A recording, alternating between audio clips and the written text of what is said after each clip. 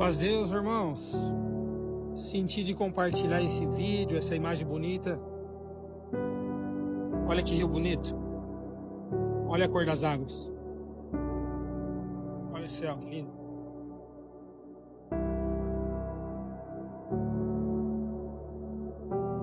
Davi contemplava o céu, a natureza e a criação de Deus. Ele dizia que os céus manifestam a glória de Deus. E às vezes nós passamos desapercebido, querendo tantos sinais da parte de Deus, né? E aqui está os céus manifestando a sua glória. Hoje está ventando um pouquinho. Nós conhecemos esse vento aqui como o vento sul, na linguagem dos pescadores aqui. Ali está a vilinha que nós mora. Ali a congregação. E aqui é uma vilinha dos pescadores, onde nós moramos, lugar simples. E como eu disse, soprando um vento sul, onde ele acaba levantando bastante maré. Então o rio corre nesse sentido, as águas correm nesse sentido e o vento nesse sentido. E as águas descendo para lá e o vento soprando para cá acaba causando essas marés aí, ó. Nós chamamos ela de um vento difícil. Os pescadores atrapalha bastante. Qualquer tipo de pesca fica bastante dificultoso nos dias que ventam assim. Esse vento costuma soprar na troca da lua e fica aí de 3 até 7 dias. Mas mesmo esse vento dificultoso, vem de filmar alguns pescadores aí trabalhando, eles não deixam de pescar. Ó, pescando, caçando, ó. E se eu não me engano é um mar de pescador.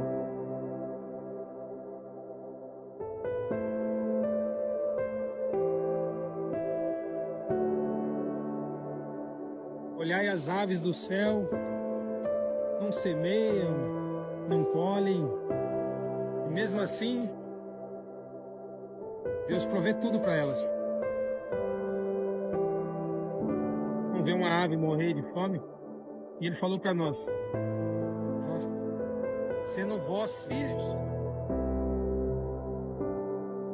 de nada tereis falta. Como diz o Salmo 23, o Senhor é meu pastor, de nada terei falta, nada me faltará.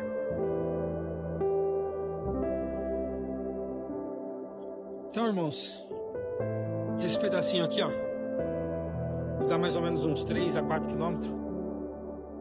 E na hora que eu olhei essa água, esse movimento das águas, eu lembrei daquela passagem que o Senhor Jesus multiplica os pães e pede para os discípulos atravessarem o mar da Galileia, que Ele ia despedir a multidão.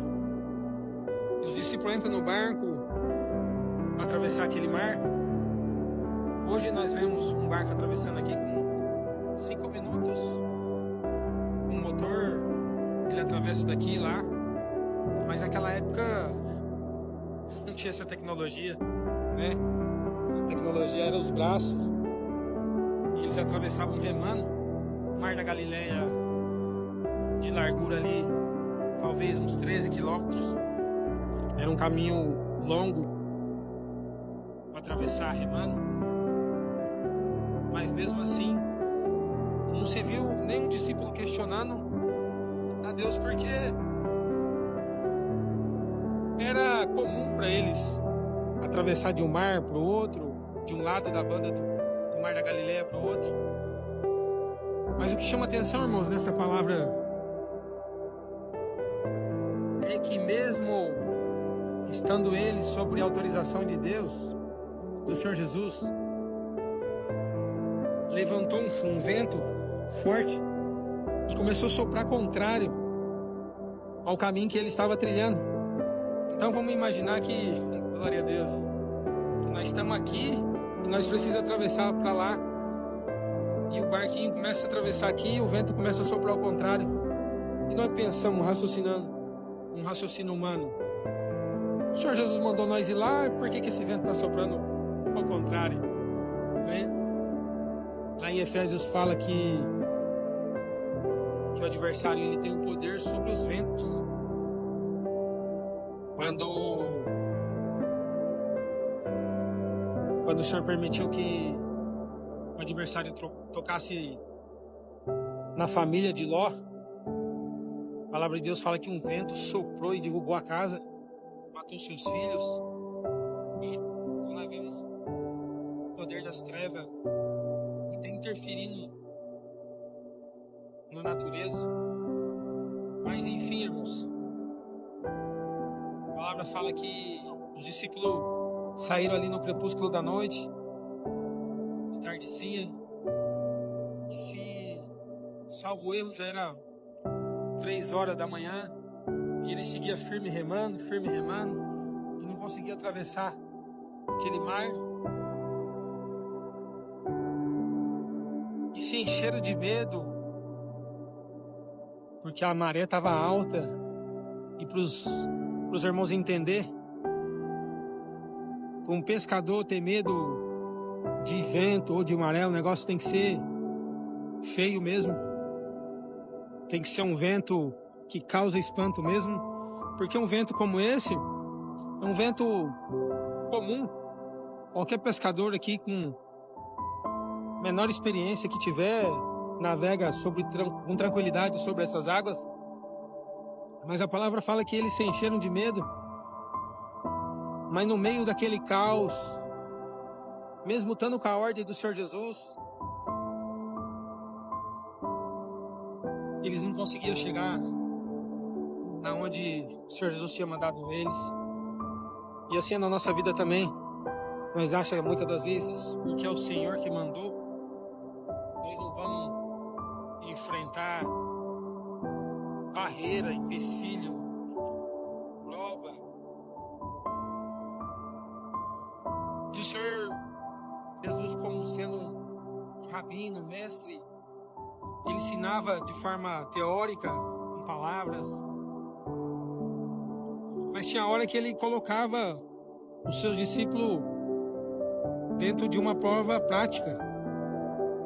E ali se fez presente uma prova prática de que não é porque o Senhor Jesus autorizou e mandou nós ir que nós não vamos enfrentar um vento que sopra ao contrário, mas ele ensinou para nós que independente se nós volta para trás com o vento ou se nós fica parado, nós não podemos parar de remar. Porque entendendo, irmãos, essa água, entendemos um pouquinho desse rio, se nós pegamos um barco e soltamos aqui e o vento está muito forte, se nós não parar de acelerar o barco, ele continua o caminho. Mesmo que ele não consiga sair do lugar, mas ele vai cortando as marés de alguma forma. Mas entregar o barco, desligar o barco, é assinar um atestado de óbito. Porque as marés, ela tende a levar o barco numa condição de afundamento. E um pescador experiente, ele sabe que se ele cortar a maré na posição certa, talvez ele consiga atravessar. Eu tinha um amigo que morava ali naquela pousada ali, e ele estudava aqui na nossa cidade. Então todos os dias ele atravessava de lá para cá, mas tinha dia que o vento estava muito forte. Mas o pai dele era experiente, e mesmo assim tinha dias de vento forte, ele soprava, e esse menino, o Vinícius, ele vinha para esse lado de cá, e não faltava a escola. Eu faltava mais do que ele, que morava do lado de cá, né? Interessante é saber que Deus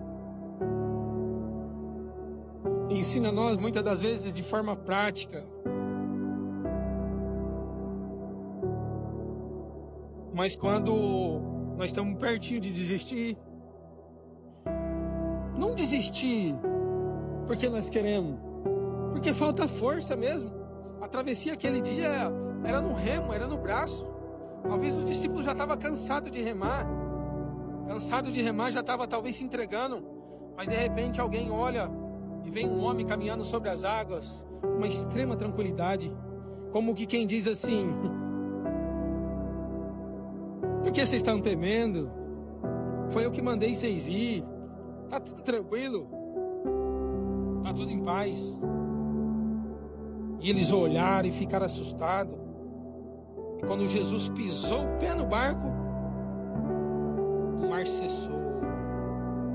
Ficou calmo. Assim é na nossa vida, irmãos.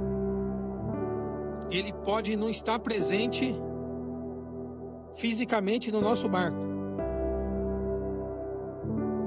mas ele espiritualmente está presente.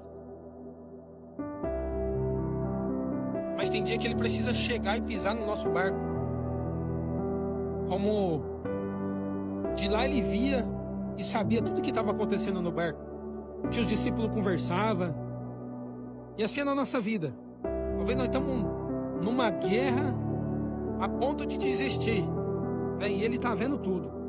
Está vendo a hora certa dele colocar o pé no nosso barco e cessar o vento. Então não desanima não. Não tem por que se desanimar. Ah, mas eu estou cansado como eles. Os braços estavam cansados. Estava com a autorização do Senhor Jesus. Mas não parou de remar. Não para também não.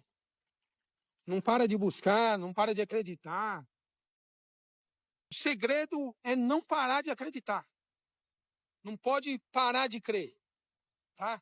Problema sempre vai ter. Independente de qualquer circunstância, as trevas sempre vai trabalhar contra a luz. E se somos chamados filhos da luz, eles sempre vão trabalhar contra nós. Mas o importante não é o lugar de onde nós saímos, mas o lugar aonde nós vai chegar. O importante não é aqui, o Egito. O importante é lá, a Nova Canaã. O importante não é aqui, o importante é lá. Dá um glória,